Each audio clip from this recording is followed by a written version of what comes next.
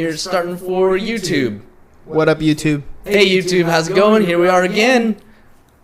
And podcast time. It is podcast time. You ready? Don't be nervous. Alright, we are going live for the podcast in 3, 2, 1. Welcome to another. I totally failed. Okay. Totally failed. Alright, we'll try that one more time. Alright, 3, 2, 1.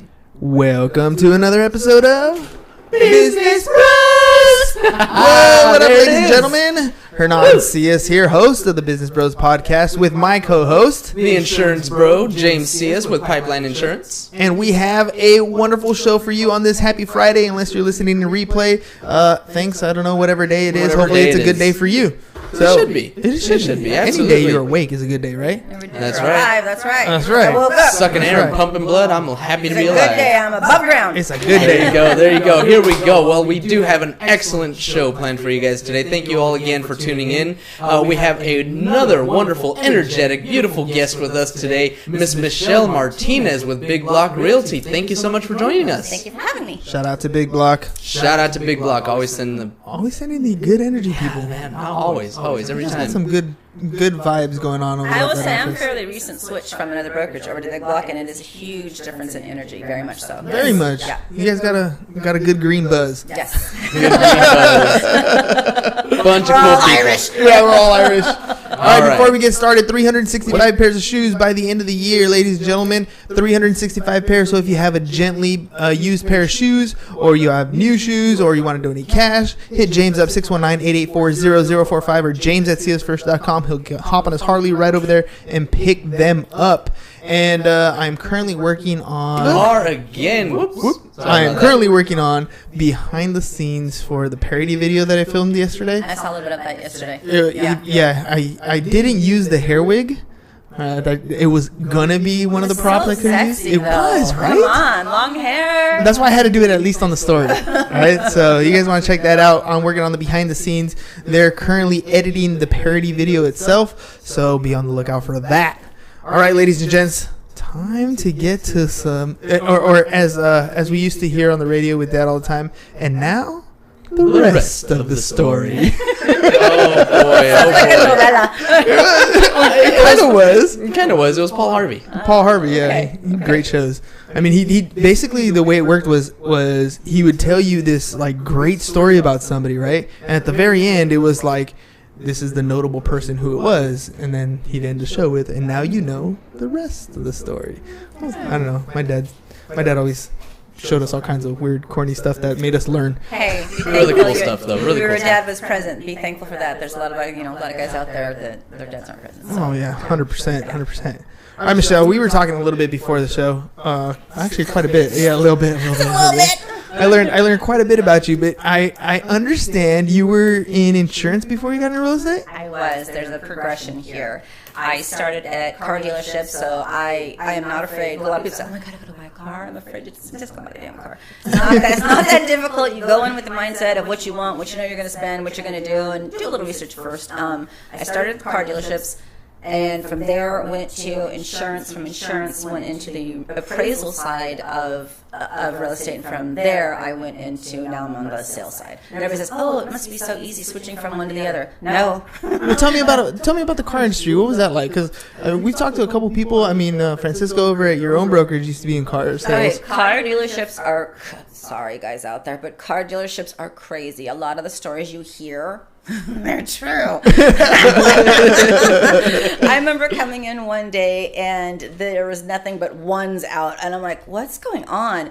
Well, the stripper had bought a car, so there's just one, a couple fives, I was like, okay, I don't want to touch any of that. And I'm like, which office was this all transacted in? And then the sales managers was like, oh yeah, we helped. It's like, what do you mean you both had, what exactly? Don't want to know.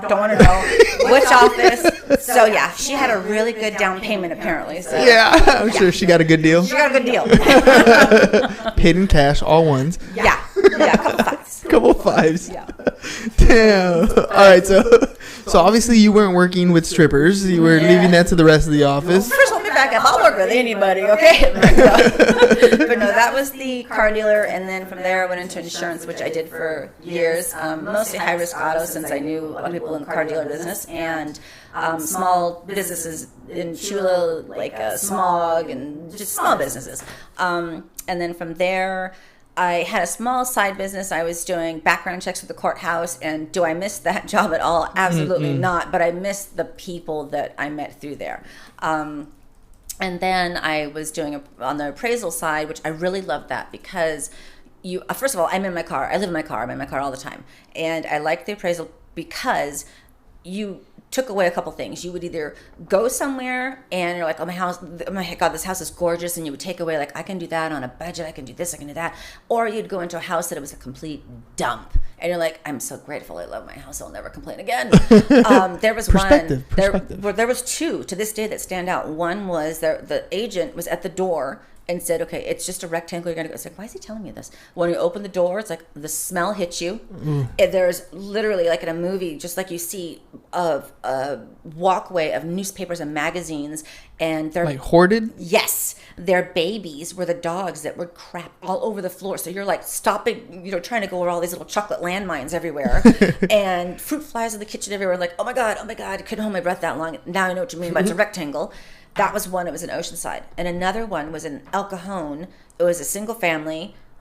She had kids, but only one lived locally. And that one was like a crackhead and like living in the garage. And that was so bad. There was like a mattress in the kitchen. You had to squeeze by stuff. They were using honey buckets and throwing it in the backyard because the water had been shut off. The mom died. And on the side, I could see there was like a spoon with peanut butter. I was like, were you feeding the mom just like licking peanut? What the hell, But it was another hoarder situation. And what were you doing at these properties? I was doing appraising at that time. But how do you adjust that? Like, how do you adjust the pricing for, like, shit in the house? Like, you just do. You have to pretend you don't see that part of it. You just go by everything else. Then recently, on the other end, one of my first transactions, because my little snowball has just finally started rolling. People say, it takes X amount of time, and it does. It takes X amount of time to get going, and you need funds to back it up. But one of my last ones, it was like, really? One of my first, how do I say that? It wasn't one of my first transactions, one of my top 10s or whatever. 10-day close cash. She died on day 8. What? I'm like, what? Why do I always get these winners? Why can't I have a nice, easy transaction? Damn. But no trust, no will, no family, no nothing. Fortunately, about 3 days before, I had asked her, do you have any family, Miss Susan? Oh, yeah, I have these nephews, and she didn't use the internet. Everything was wet signatures. And I said, well, did you try to reach out? Oh, I wrote a letter. Oh, that's just great. So I said, well, give me all the information you can. I found one that night. He's a fire captain, I think. He's in, none of them lived in the state. He's in Hawaii.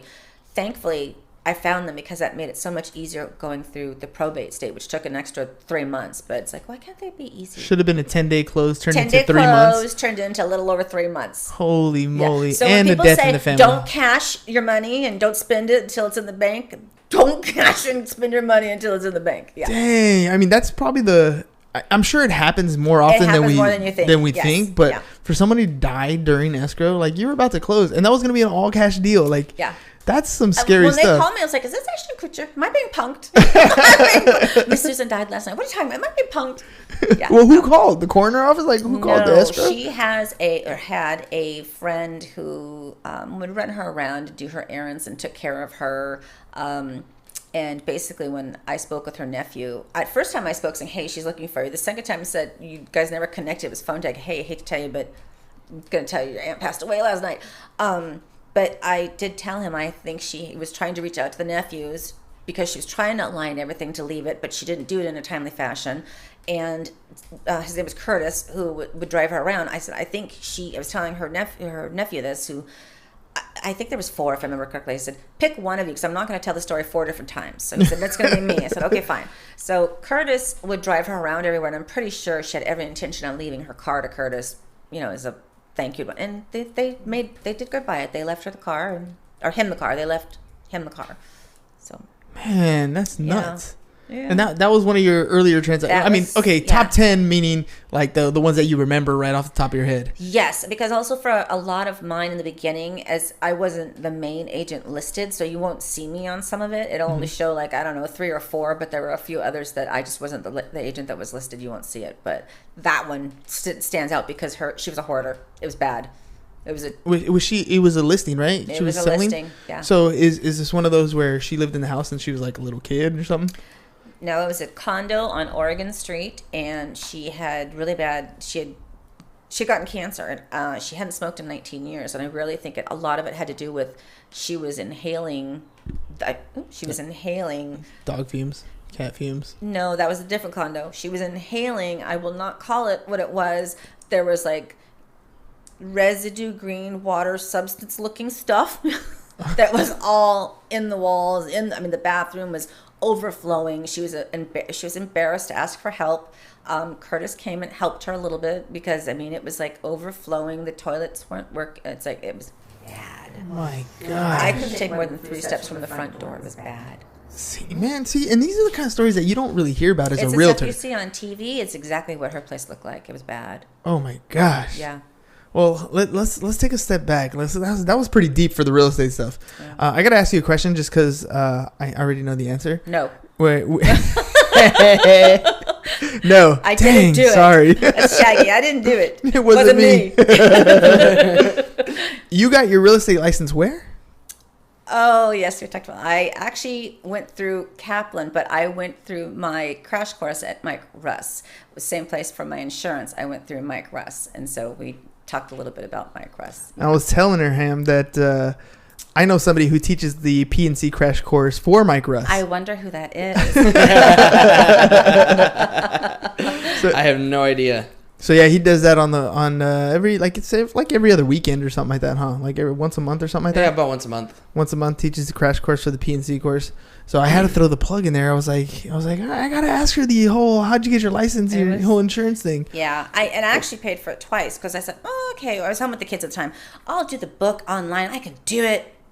Mm-hmm. Yeah, with the kids in your home, it's like I wasn't getting nothing done. So I wound up just going into. I have to be in person. I'm more of a visual, hands-on, touchy-feely. Tell me what you want. I'm not like just read the directions. Like, no, just tell me, show me. Yeah.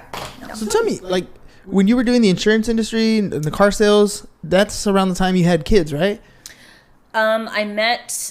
No, I didn't. I didn't have kids when I was in the car business. I had kids when I was in the insurance side. So what was that like? I mean, your kids are grown now. Oh, they're grown now. They still need you when they're grown, though. I'm sure. But you turn the clock back, 18, 20 years. The world's a different place. Oh yeah. I mean, there's nothing like this. There's no way we're doing internet podcasting, video. How did I work and do all of it with the kids? And yes. Okay, I will tell you that I was incredibly blessed, and for years I was a stay-at-home mom, and I will not trade that or say I felt guilty. I felt guilty for the longest time as a stay-at-home mom, and I should have been feeling, which I do feel, incredibly blessed to have done so, because they always say, be the person that you needed. Keep touching this. Be the person that you needed. Well, my story growing up is just weird. My mom's out there. My dad was never around. And so I needed that parent. And there's things that I wanted to do. What do you want to do when you grow up? I watched a lot of Quincy. I wanted to do anything in the medical examiner's office. And everybody's like, oh my God, that's so gross. It's like, well, I like science, I like medical, but can't hurt anybody because they're already dead.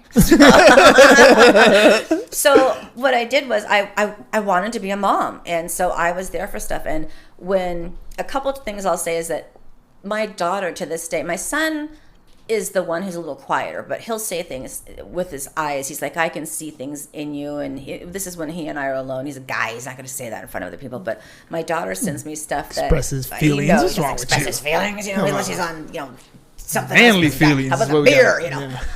But my daughter will send me things that just will bring me to my knees in tears. I mean, the other day, she sent me one. It was a funny one, and she says, "My mom can't die right now because I have so much I have to pay her back for still." And it's like, and it's so sweet. And she owes me nothing because I don't think they realize that you still need them more than they need you. But she sent me one thing. This was last year.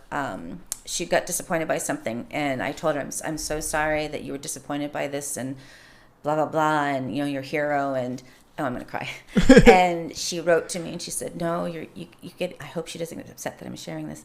She said, you got it wrong. You're my hero. She said, I see the bleep you go through. I see the stuff that you take. I see you struggle. I see you fail, which we all do. They're lessons. And she said, but I always see you get back up. And I tell them there's two things specifically. One is that I don't want them to have regret. I don't want do what you need to do now, have fun, go for happiness, do what you need to do. And the other one is basically, you got to get back up. If something doesn't go right, you got to get back up and have a plan B. So, well, that's the thing about failure versus regret, because I think those are two separate, very separate things. Separate, yeah. But oftentimes we end up regretting the things that we don't do versus the things that we did. Like if we just tried it and failed it, we did it. I did it. It's okay. I sucked at it. I did it. I won't do it again. It's all right. But there's some things where like, oh, I should have done that. Like you always look back in the past, and the things you regret are the things you didn't do. Yes. The things you skipped out on. Yes. And I that's absolutely true. The fact that your kids saw you fail at things means they saw you take action. Yes. It means they see you do things. So for me, hopefully that's something that my kids see. It's like, Dad, you did this, you did this, you did this, you did this. And I hope it perpetuates for them trying different things. And your kids are still younger. So it's amazing later when they get to the age. Mine are older. One's 23 and one will be 22 at the end of this month. And when they tell you the things, you're like, oh my God, they were really paying attention. They were really, and they do. They're like little sponges when they're this age, when they're that age. They pick up everything. But for them to reiterate and tell you things years later, it's like, oh, they really noticed. They really paid attention. They What's really the stuff did this. that stuck to them, it's right? It's the stuff that stuck. Like yeah. you in your own life, while you're being a parent, I mean, there's no manual. We don't have instructions to these things. We don't know. Plus, each kid is completely different. So, as you're going through these things, there are things that happen that maybe you made a mistake and guided them in the wrong direction, or they fall down or they get hurt, whatever it is. And you kind of look at those situations like, dang, like you think it's more impactful. But when they turn around and tell you these things, like some of those things, they don't even think about anymore. It's these other small things that you didn't even thought were a blip in your life, that they were just another day, but those things were impactful to them. I remember once, I don't even know what it was about. My daughter we were talking about something, and I don't even remember what it was, but I remember to this day, I was in the wrong. I don't remember what it was. Write that down, because that was probably the one every time that ever happened. I'm never wrong, but that's the one. It's like ordering the steak. Rarely does it happen. No. But I did something, and I apologized. And be like, oh, most people would let that go. It's like, it doesn't matter if it's your child or not. They see you admitting fault, and I whatever it was, I don't remember. I was in the wrong, and I told her I'm sorry. I did this, or I didn't do that, or whatever it was. I owed her an apology, and I remember doing it. I don't remember what for, but I remember doing it. So yeah. Well, let me ask you this: like, this is one thing that I have made it a point. My kids know, for example, when I make a promise, I keep it. Right. And there's a lot of times that I'll tell them, like, I don't want to tell you this. I don't want to tell you yes, because I'm not sure if it'll happen. And when Daddy says yes, like, it's going to happen. Right. And so my kids have known that, like, up until this day. I mean, my wife does a lot of great things, but we all know when Mom says it may or may not happen. Right. But when Dad says this is going to happen, it is going to happen. And I wonder how many things, like, those little traits that I'm hoping, my hope is that they see that in me, and then they keep doing that forward. Like, their word is their bond. No, you know what I mean? Because we live in a day where you can pretty much say anything. You can look at my Instagram story, look at my whatever, and it's like a facade of what your life really is. But if your word is your, if you actually keep to whatever you say, if you say you're going to do something, then you do it, that to me brings a whole level of integrity to almost anything you do in life going forward. Trust me, they are watching and listening and picking up on everything you do. The only thing I'll say is that as much as I love the internet, we all make use of it, but I remember, okay, first let me back up. In this industry, I'm like the old dog coming in new. And I remember when people don't know how to talk on the phone anymore. They don't know how to talk on the phone. They just don't. They all have them. They don't use them. They text everything. It's like, and then tones are misconstrued. And it's like, what the hell are you saying? And it's like, that's not what I said. Can't you read between the lines? It's like, can't you spell? It's what emojis are for. I know. Come on, or change the sentence to work around what you know how to spell them. But yeah, I remember back in the day specifically, we were just Eric and I were just talking about this. We were at PSAR, and I made a joke. I picked up the phone and pulled the cord and ran around the corner. When a boy would call you, you'd pick up the phone and you'd pull as the far cord, as and you'd go down the hallway. And of course, you never answered the phone the first time. You made them work for that. No, she's not home. Tell them I'll be back around 2. You made them work. You worked for it. There's never no, hey, you want to go hang? It's like, hang what? I ain't hanging nothing. Where are we going? What are we going to do? Because no. But the generation is completely different. They text. It's like just different whatever. You come through. It's like, come through what? Where are we going first? No. Come through. No. Say Netflix and chill. No. Right? No. Netflix and chill.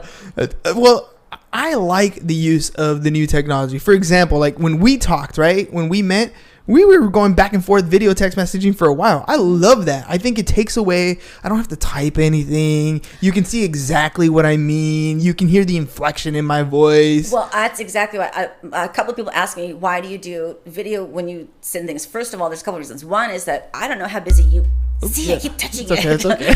I don't know how busy you are, I am, or whatever, so I'm not going to call and disrupt the day. Text messages, again, you don't know how they come through, misconstrued or whatever. So a lot of times I'll do a quick little as I'm driving usually. Hey, blah blah blah blah blah, because I push the button. I'm not holding it. I'm pushing the button, or I'm sitting in the car parked somewhere. But a video message basically shows more. It's like a phone call quickly that you can get to when you're available. Yes. So that's why I do a lot of the video calls. Yeah, I love that. Yeah. I love that. That to me, it's exactly that. I'm the same way. Like I know when my phone rings, I don't always have the time, or I'm not in the place where I can answer it. Yeah. Right. I mean, I could probably answer it, but you're gonna hear the kids screaming in the background, the cars going by. I'm not in the right position to be answering your call. So I'll call you back or whatever. But the video, it sits there waiting for you. Mm-hmm. Like when you're ready, you're going to see it. And when you're going to respond, you're going to respond. And we can continue the conversation just like any text message. That's exactly why I use it. That's exactly why. It's so beautiful. Like, what's been your response with other people? Like, how have people responded to you? Well, at first they ask me, why do you always do videos? Like, and then I have to go through the whole spiel of why. But then and I noticed some people actually have started doing it back. Mm-hmm. Because it's easier, because you can just be pushing the button as you're driving or whatever and reply.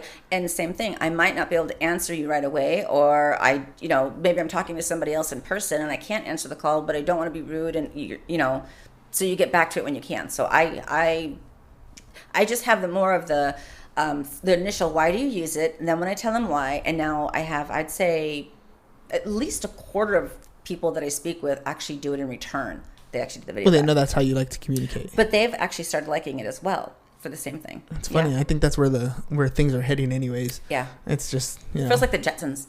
Right? Yeah. Jetsons are finally, if I can get my car in a briefcase, now we'll be set. Because then we'll be set. How about just having a flying car? We'll just have a ladder. Let's just have a carpet, There you go. I'd rather teleport personally. Yes. But, hey. Now you're talking Harry Potter stuff. Okay. Why not? I know. Go to the chimney. All right. So what's your plan? You said you were an old dog coming into a new industry, right? Mm-hmm. What's your plan going forward? Are you going to do this till like the day you die? I actually do a couple different things. I don't believe in having all your eggs in one basket. So actually, my plan is to get to a certain point to where I am where I was were at one point to invest to where I don't have to be doing it consistently. I just have the residual coming in from that, like the residual with insurance. At one point in time, that was great.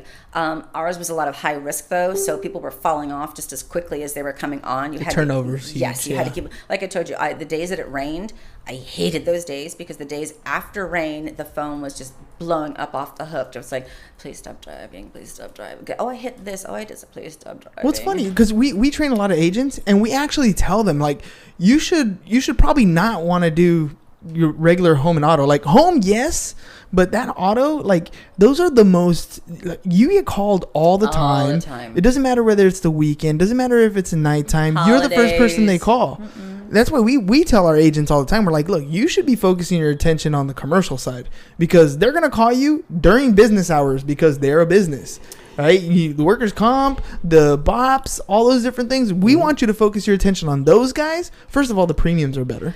The premiums are better. The turnover's we less. did have the commercial side for small business, but the easy, quick bread and butter was quick. We specifically catered to dealerships. And you'd be surprised how many people go in at 10 o'clock at night to buy a car and they don't have any insurance. Like, what have you been doing? What have you been driving? What have you been doing How'd all you this get time? there? Well, you have to remember, we are so close to the border that I don't know what it is now because I don't do insurance anymore. But at the time, the rate was so high of how many uninsured in San Diego. It was just astronomical. So that's why I'd be there at 10 o'clock or sometimes 1 o'clock in the morning giving someone coverage because they needed to drive off the lot. So did you like burn out of insurance? You decided, I'm done with this? Or why'd you guys end up leaving? Well, yeah, in the beginning because there was like I was telling you earlier, we would have people that we would have in the office. You'd send them for training, and then like 6 months later, they're down the street on a corner. It's like, okay, so then we had to put in basically, okay, you need to go further, or you need to pay me back, and then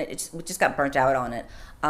Just got burnt out on it. Gotcha. There was just too many of them. Yeah, I wonder because I mean we have agents and we do have turnover. I mean it's a sales gig, so regardless of whether you get into it, it's got great residual aspect of it. It's got all kinds of perks, but it is a sales job, and if you can't at the end of the day sell your product, the product that you believe in, it's not going to happen. I don't care if it's a house. I don't care if it's here's insurance. The difference. People say, oh, you were in insurance sales and you went to real estate should be so easy.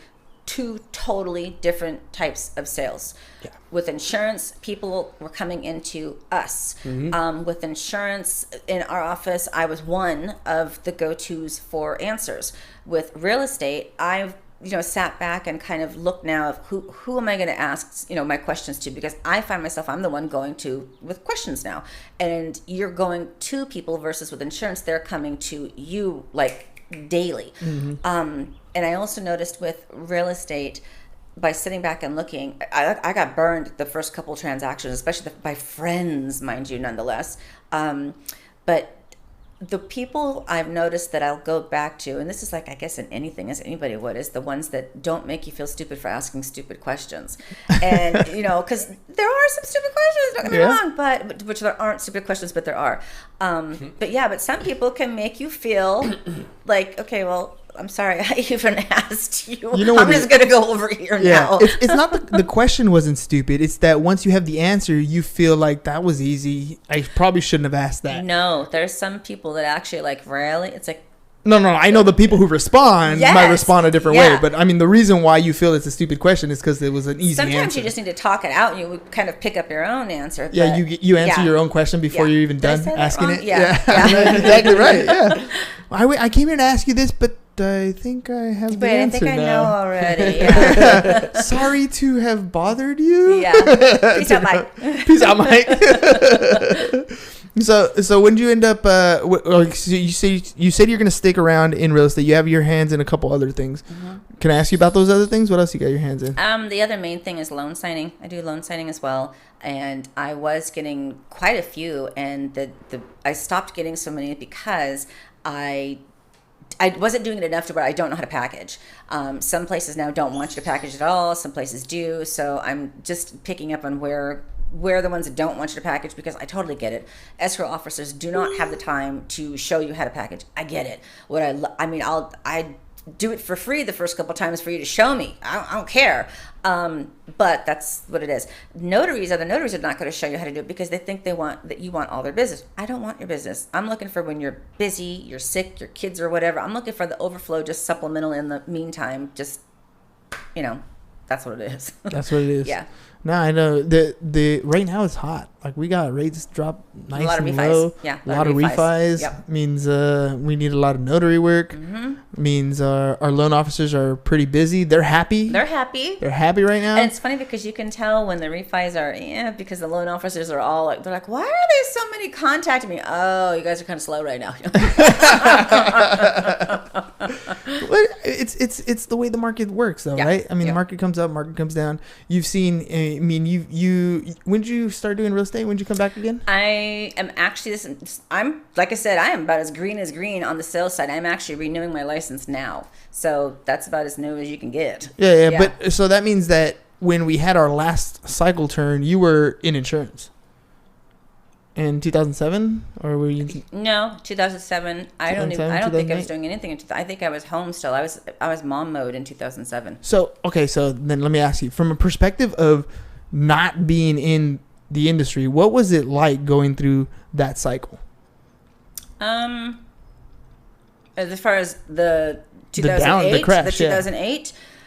I wasn't in it in the 2008. And in 2008, basically, we were at the end of the insurance cycle, and we took everything.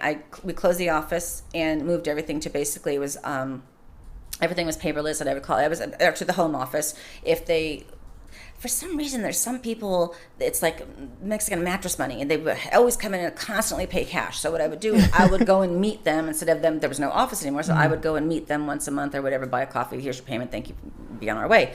Some people just hung on. They would not go. And I was trying to refer people to another insurance agency of, listen, here, you could go over here. She's great. You're going to love her, because we were totally trying to get out of it. But you could tell we would usually have, I would say, I don't know, let's say 10 people fall off every 6 months. We were getting it to where there was like 10 to 20 people falling off a month for the crash. And that was on the insurance side. I wasn't even in real estate then. That was on the insurance side. It's like, okay, well, we're barely just, the residuals are just covering all the expenses, so we need to close the office and move it. So that's how we felt it. Close the office. Yeah, but that's crazy, because I was wondering that, because people who were in, there's a lot of agents right now that weren't around in that crash. And James and I were talking. We just closed escrow on a property that we had in Texas. We bought it in 2013, doubled in value. We sold it, cashed out, right? And so we're talking about, we have this influx of cash, and we're like, okay, well, what do you want to do with it, right? And so he's of the mindset of, we got to put it to work, and I'm of the mindset like, I want to pump the brakes here, because we're overdue for a cycle shift, and so I'm kind of wondering, that's kind of the thought that's been processing in my head. So I'm kind of wondering what other people are feeling, because I remember back then we actually did really well in 2007, 2008. We ended up selling all our assets before things crashed. We kind of got lucky. We knew something was going to happen. We just didn't know when. We just happened to get out at the right time. No, but a lot of people got hurt. Oh, I can tell you, we got hurt. I don't know how. We were one of the few that kept our house, and there was a lot of people on the real estate side that they're like so upside down. It's like, just give that shit back. I mean, give it back. You're upside down by 200, 250. Just give it back. I don't know how you're even in there in the beginning, but like I said, we were in the insurance part still at that point. And just like with advertising and marketing, usually being at the least of what gets paid for is insurance. And I totally get it. This is why we were losing so many people. It was, okay, do I pay the car payment? Do I pay the rent? Do I buy groceries, or do I pay the insurance? Insurance was not getting paid. So like I said, we would lose 10 people every 6 months. Now we're losing 10 to 20 people a month, because it was that bad. Yeah. Because priorities of money. I remember looking at my husband does stocks, and looking at everything, and it's like, oh, look, those numbers look so pretty. Yeah. And then one day, it's like, where the hell are all the numbers? All I see is a bunch of zeros. What the hell? What the hell? Everything was green. Now it's all red. I said, why is this color changed? And how are we going to fix it? I don't like this color.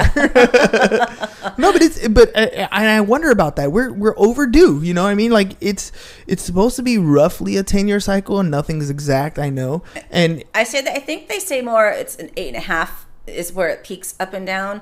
I just say play it by ear. And my big thing is just don't have one source. Just don't have one. And if you do have one source, make sure it's some sort of, I can't even say government job, because look, even everybody then, got shut down. Government shutdowns recently too. You can't even go that route. but I'm just, I'm curious. It's one of those questions that's been since we started talking about that yesterday.